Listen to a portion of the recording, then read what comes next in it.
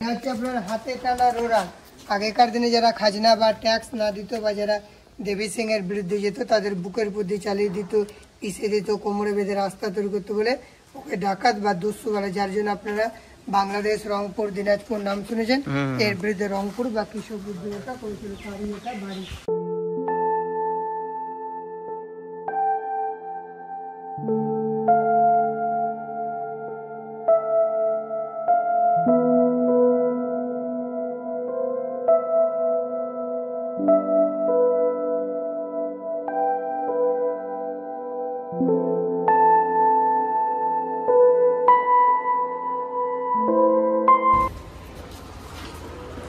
তো এখন আমরা নসিবের রাজবাড়িতে ঢুকে পড়লাম। আর এখানে দেখতে পাচ্ছ টিকিট কাউন্টার, টিকিট মূল্য 20 টাকা। তো hello WhatsApp guys, this is me আলাহিম and welcome to my new blog. তো আবার একটি নতুন ব্লগ নিয়ে চলে এসেছি। তো এখন আমি যে দাঁড়িয়ে রয়েছি এটা হচ্ছে নসিপুর রাজবাড়ি। তো টিকিট মূল্য 20 টাকা। আর এখানে গাইডের জন্য এক্সট্রা চার্জ 50 টাকা। ভিতরে ভিডিও শ্যুটের জন্য পারমিশন নিলাম। তো গাইডকে সঙ্গে নিয়ে কিন্তু ভিতরে তোমাদের সেই রাজবাড়ির ইতিহাস তোমাদেরকে শোনাবো এবং দেখাবো কী কী রয়েছে এই নসিপুর রাজবাড়ির ভিতরে। তো চলো।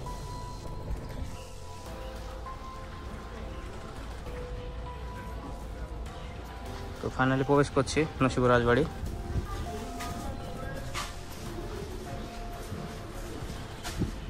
নসিপুরের রাজবাড়ি যিনি প্রতিষ্ঠাতা তার নাম ছিল রাজা দেবী সিং। আর দেবী সিং ছিল একজন কালেক্টর, যে জোর জুলুম করে উনি খাজনা আদায় করতো। সেই জন্য ইতিহাসের পাতায় ওকে ডাকাত বা দস্যু বলা হয়। তারই বাড়ি দেখছেন নসিপুর রাজবাড়ি।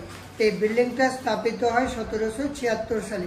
ইংরাজিটা হচ্ছে 1770 আর বাংলাটা হচ্ছে 1176, যাকে 76-এর মনান্তর বলা হয়, দুর্ভিক্ষ। সেই সময়কার বাড়িটা উনি 9 লক্ষ টাকা খরচ করে নির্মাণ করেন। তারই বাড়ি দেখছেন নসিপুর রাজবাড়ি। আগেকার দিনে বিএলআর ম্যাপ বাড়ি, যে বিভিন্ন জেলা বা মৌজার যে ম্যাপগুলো দেখছেন, এই ম্যাপগুলো অ্যাকচুয়ালি কাপড়ের। এই ম্যাপগুলো যেন আগে নষ্ট না হয়ে যায় সেই জন্য পাশে যে সিট হোল্ডার গুলো দেখেন, এই যে চোঙগুলো, এর মধ্যে গোল সার্কেল করে জড়িয়ে রাখা থাকতো। যে এলাকায় উনি ট্যাক্স কালেকশনে যেত সেই সব এলাকার ম্যাপ দেখে তারপর খাজনা আদায় করতে যেটা ছিল তার ম্যাপ ঘর।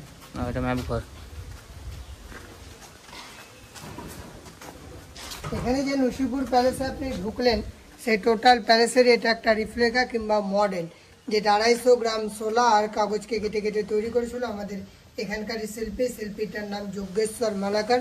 এটা তৈরি হয়েছিল 1883 সালে। এটা এত নিখুঁতভাবে করেছিল, দেখে মনে হতো এটা হাতির দাঁতের বানানো, যেটা জলে নষ্ট হয়ে গেছে, পুনরায় এটাকে মেনটেন করেছে বা নামার সময় যেটা দিয়ে আপনি নামবেন।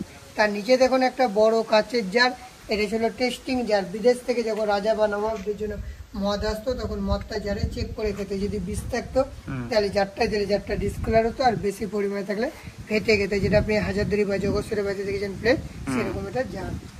এখানে দেখুন একটা ছিঁড়ে গেছে কালো রঙের কাপড় বা হরিণের চামড়া দিয়ে যে কচ্ছপের মতো টুপি, এটা ছিল খাজনা আদায়ের পোশাক। যেদিন দেবী সিং খাজনা আদায় করতে যেতে বেরোতো সেদিনকে উনি নিজের ড্রেস বা টুপিটা নিজে পরতো। দেবী সিং যে কালেক্টর ছিল সে আমলে জমি সংক্রান্ত ফাইল বা রেকর্ডগুলো দেখুন, ট্যাক্সের রসিদগুলো, এ ছিল বাংলার দায়িত্বে। উড়িষ্যায় ছিল রেজা খা, বিহারে ছিল সীতাব রায়। এরা তিনজনই বাংলা, বিহার, উড়িষ্যার সেই সময় ট্যাক্স কালেকশন করতো। বুঝতে পারলেন? সেই ট্যাক্সের কাগজপত্র এখানে এখনো রয়েছে। এটা হচ্ছে আপনার জুসার। রাজবংশে বা নব বংশে সব ছেলে বা মেয়ে জন্ম হতো, তাদের ফলে জুস করে খাওয়ানো হতো। সালটা মনে হবেন 1863। এটা হচ্ছে আগেকার দিনে ফায়ার প্লেট। এখন যেমন বাড়িতে আমরা ইনভার্টার বা এসি বসাই, তখন ঘরের ভিতরে শীতকালে কয়লা কিংবা কাঠ জ্বেলে তাপ নিত, রুম হিটার।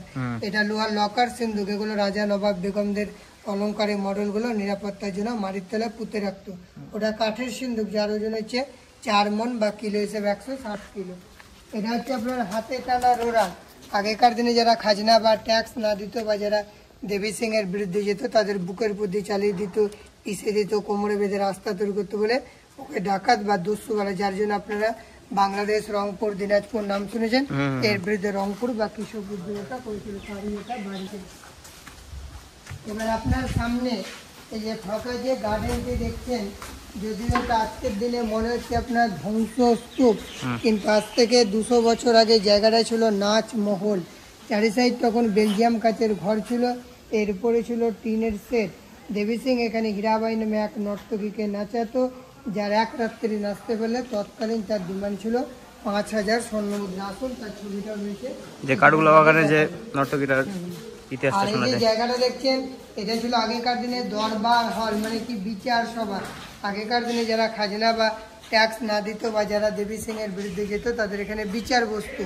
আর বিচারে কেউ খাজনা না দিলে সামনে যে বিল্ডিংগুলো দেখছেন একতলা দোতলা ভেঙে পড়ছে, পড়েছিল জেলখানা, কারাগার। ওই কারাগারের মধ্যে আটকে রাখতার জায়গাটাকে দেখে রেখে কিছুদিন আগে আপনারা বাড়িতে বসে টিভির পর্দাতে যে একটা সিরিয়ালে ছিল বেহুলা, দেখেছিলেন তো? তার শুটিং গুলো এখানে হয়েছে। তাছাড়া মেঘা, সাদ্দাম, প্রেম বাইচাস, সাদাতার, প্রফুল্ল, এক যে ছিল রাজা, এইসব সিনেমা বা সিরিয়াল শুটিংগুলো কিছু কিছু এই রাজবাড়িতে করেছে। তখনই মেজর রিপেয়ারিং আর্ট ওরা করেছে শুটিংয়ে। হীরাবাই, যার হাইট ছিল 6 ফুট 2 ইঞ্চি, এটা হীরাবাই। 22 বছর বয়সে তার দেহের ওজন ছিল 42 কেজি, দুটো হীরাবাই। ইনি হচ্ছে ওয়ারিং হেস্টিং, যে বাংলার গভর্নর ছিল।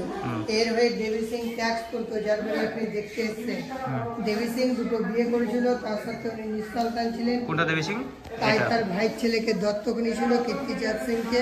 কীর্তিচাঁদের আবার উনি ছেলে, ওনার নাম কি না তো ভূপেন্দ্র নারায়ণ সিং, যে ব্রিটিশ আমলে উনি মুর্শিদাবাদ শহর থেকে কংগ্রেস থেকে এমপি হয়ে জিতেছিল। অর্থাৎ সেই সময় উনি রেল বোর্ডের একজন মেম্বার বা সদস্য ছিলেন। ভেতরে দর্শন করে নেন হিন্দুদের 33 রকমের দেবতার মন্দির। যে মন্দিরে আছে রাম, লক্ষ্মণ, ভরত, শত্রুঘ্ন, হনুমান, সীতা, যে 6টা মূর্তি আছে, 6খানা আছে এখানে অষ্টধাতু। তারপরে আছে 3টে সোনার জল করা। প্রত্যেক দিন এখানে আজও নিয়মিত পুজো অর্চনা করা হয়। এটা রামচন্দ্র দেবের মন্দির। এটা উপলক্ষে এখানকার রথ আর ঝুলন বিখ্যাত উৎসব। মন্দিরের সামনে যে মার্বেল আর্চটা দেখছেন, এই পিলার থেকে এই পিলার যে ধনুকের মতো, এটা একটাই পাথরকে কেটে তৈরি। এগুলো বলা হচ্ছে মোগল যুগের ভাস্কর্য। জাফরি জাল বা নেট, যেগুলো আপনার ছেনি এবং হাতুড়ির সাহায্যে কেটে কেটে তৈরি। টোটাল জাফরিটা করতে ওর সময় লেগেছিল মাত্র 90 দিন। এই জাফরিগুলো অ্যাকচুয়ালি আপনি মুর্শিদাবাদের নসিপুর রাজবাড়িতে দেখলেন, আদার্স কোনো স্পটে দেখবেন এসব জিনিস অ্যাকচুয়ালি জয়পুর, রাজস্থান, আগ্রা, দিল্লি, ফতেপুর, সেলিম, লালকেলায় দেখা যায়। ওখানকার শিল্পীরা এটা তৈরি। লাইটের পেছনে দেখুন একটা অয়েল পেন্টিং। আর এই ছবিটা দেখুন একই ছবি, রাজেন্দ্র নারায়ণ সিং। তিনি 1992 সালে কলকাতাতে মারা গেছে। তারপরে এনার ওয়াইফ, যার নাম হচ্ছে কুসুম কুমারী, তিনি 2015 সালে মারা গেছে। এনার ওয়ারিস কলকাতা থাকেন, তিনি এখন এই বাড়িটার মালিক। এটা হচ্ছে ইংল্যান্ডের রাজা, যার নাম পঞ্চম জর্জ, যার আগেকার দিনে প্রত্যেকটা চাঁদি বা উপর কয়েনে ওনার ছবি দেখতে পাওয়া যেত।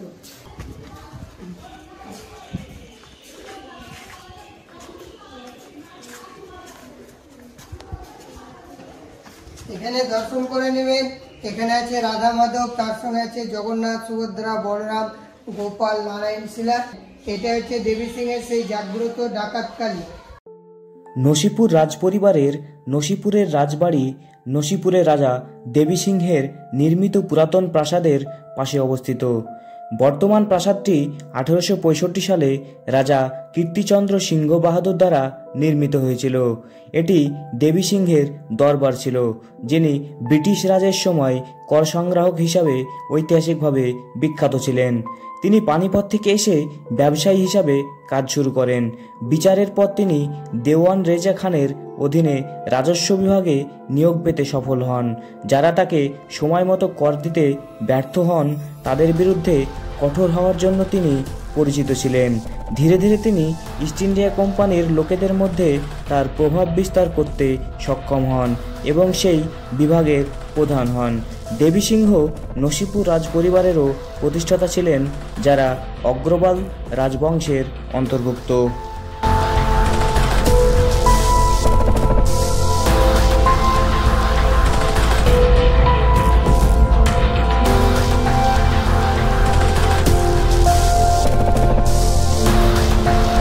তো দর্শক বন্ধুরা, গাইড নিয়েছিলাম, দেখতে পেলে গাইড নিয়ে তোমাদের পুরো ঘুরে ঘুরে নসিপুর রাজবাড়িটা যে ইতিহাসগুলো রয়েছে সেগুলো তোমাদেরকে শোনালাম, দেখালাম, যেগুলো রয়েছে সেই পুরোনো যুগের।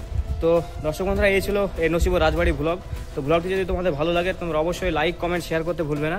আর চ্যানেলকে যদি নতুন থাকো চ্যানেলটিতে অবশ্যই সাবস্ক্রাইব করে পাশে থাকবে। তো দেখা হচ্ছে নেক্সট ভ্লগে।